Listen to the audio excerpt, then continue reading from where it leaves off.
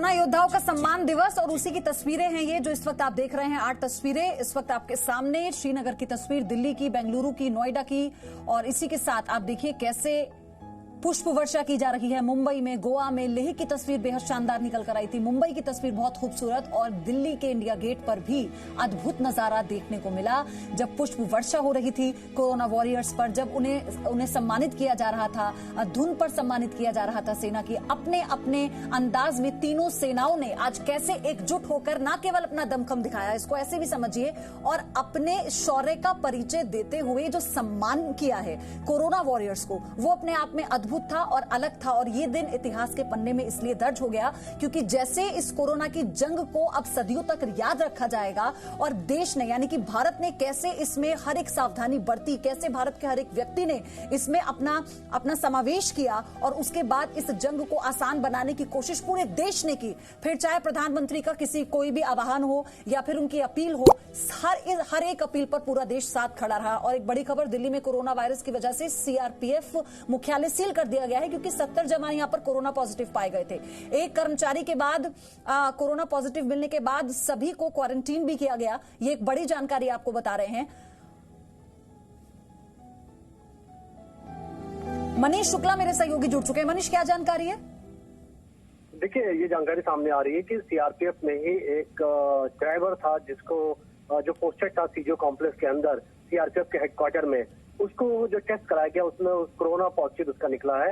इस वजह से एहतियात के तौर पर सीआरपीएफ ने फैसला किया है कि वो पूरे जो उनका हेडक्वार्टर है उसको वो सील करेंगे, क्योंकि अब इसके बाद उसमें तमाम टेस्टिंग की जाएगी, क्योंकि खतरा है कि कहीं और लोगों को इन्फेक्शन ना हो जाए। आपने देखा होगा कि पहले भी जो महेश बिहार का सीआरपीएफ का 31 बटालियन था, वहां पे भी काफी ज्यादा 122 केसेस ऑलरेडी निकल चुके हैं जो सीआरपीएफ के जवानों को कोरोना पॉजिटिव निकले हुए हैं। तो ऐसे दौर में किसी तरीके का रिस्क नहीं लेना चाहती है सीआरपीएफ, और इसीलिए जो हेडक्वार्टर है उसको सील कर दिया गया है। ठीक है, बहुत बहुत धन्यवाद आपका मनीष ये सारी जानकारी के लिए फिलहाल। लेकिन ये तो एक बड़ी जानकारी आपको दे दें, और तमाम जो मेहमान है वो हमारे साथ जुड़े हुए हैं।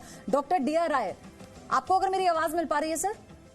हाँ जी प्लीज। अभी सीआरपीएफ का जो मुख्यालय है उसे सील कर दिया गया है। इससे पहले ये खबर आई थी क्योंकि एक व्यक्ति को वहां पर कोरोना संक्रमण हुआ और उसके बाद कई जवान इसकी चपेट में भी आए। लेकिन आज का जो ये दिन है ये तो सबके लिए समर्पित है, फिर चाहे स्वास्थ्य कर्मी हो, पुलिस कर्मी हो, या फिर जो और सुरक्षा कर्मी है वो भी। कैसे हौसला बढ़ता है कि जब अपने साथी वो डॉक्टर्स जब कोरोना संक्रमित हो जाते हैं, जो बाकी पेशेंट का इलाज कर रहे हैं, तो ऐसा भी तो हो सकता है ना कि मन में एक बार को तो आए कि यार हम क्यों नहीं घर बैठ सकते, लेकिन जज्बे में, काम में, निडरता में कोई कमी नहीं है। आपने बिल्कुल ठीक कहा। देखिए, डॉक्टरी का पेशा है, सेवा भाव का पेशा है, और जिस वक्त ये पेशा हमने अपनाया था, हम उस वक्त सोच लिया था कि हमारा जीवन जो है दूसरों की सेवा के लिए ही रहेगा, और वो लोग कर भी रहे हैं। लेकिन आज एक खुशी होती है उस सेना को जिसको कि हम सलाम करते हैं।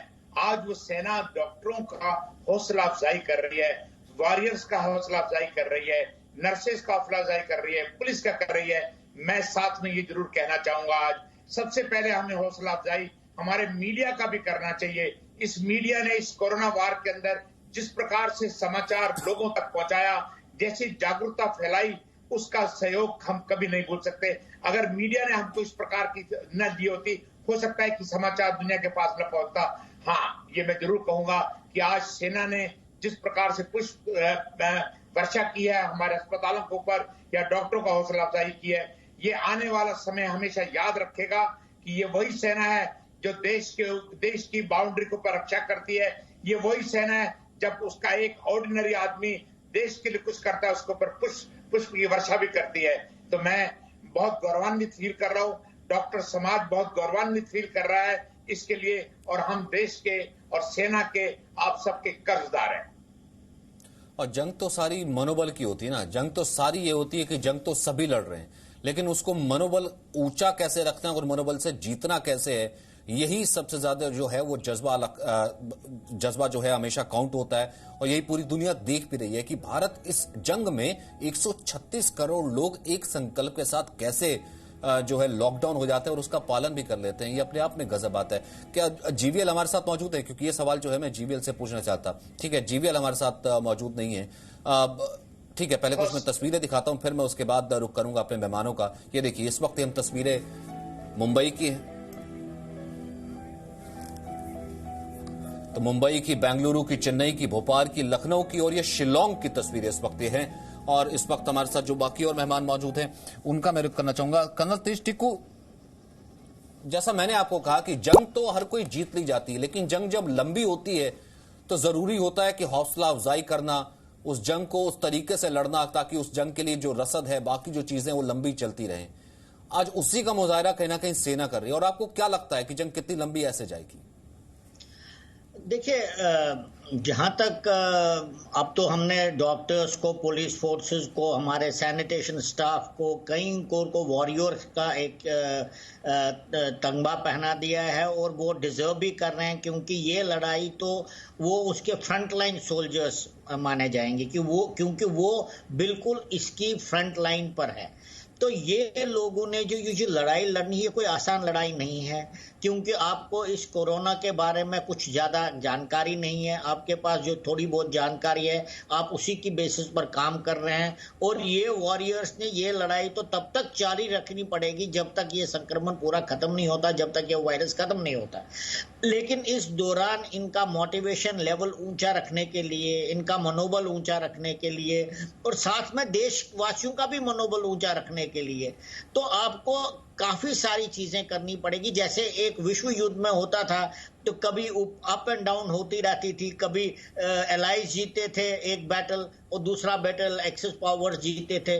तो ये कमांडर्स का काम है, नेतृत्व का काम है। और मैं मानता हूं कि हमारे देश में हम खुशकिस्मत है कि हमारा नेतृत्व एक बहुत ही काबिल गवर्नमेंट और काबिल लीडर के पास है आजकल, और जिस वजह से हम इस बीमारी का सामना इतनी अच्छी तरीके से अभी तक करते पाए। और हमें out of the box solution देखने पड़ेंगे, आउट ऑफ द बॉक्स काम करने पड़ेंगे, ताकि देश भी इकट्ठा रहे, देश का मनोबल भी हमेशा ऊंचा रहे और देश इस लड़ाई में पिछड़े ना, ये मैं कहना चाहता हूं। बिल्कुल। और विक्रम सिंह सर, ये नेतृत्व की जो बात हो रही है, ये नेतृत्व क्षमता ही तो है जो ये तस्वीरें आज हम देख रहे हैं। और पूरे देश में जिस तरह से इस पूरे संकल्प को निभाया जा रहा है, ये नेतृत्व क्षमता ही है। और इसका डंका अब हर तरफ है, पूरी दुनिया में बजा है।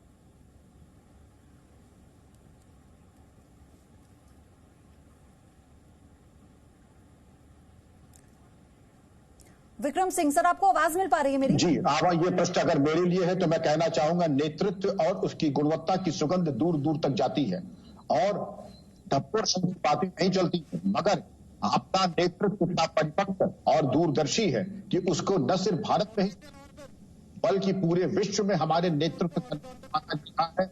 और सर्वत्र यह प्रशंसा हो रही कि हमारे नेतृत्व ने जो कठोर निर्णय लिए, जनहित में लिए, राष्ट्रहित में लिए, वो अगर स्पेन, यूके, यूएसए में ले लिए गए होते तो वहां पर भी वही सकारात्मक दृश्य होते जो आज भारत में देखने को मिल रहे हैं।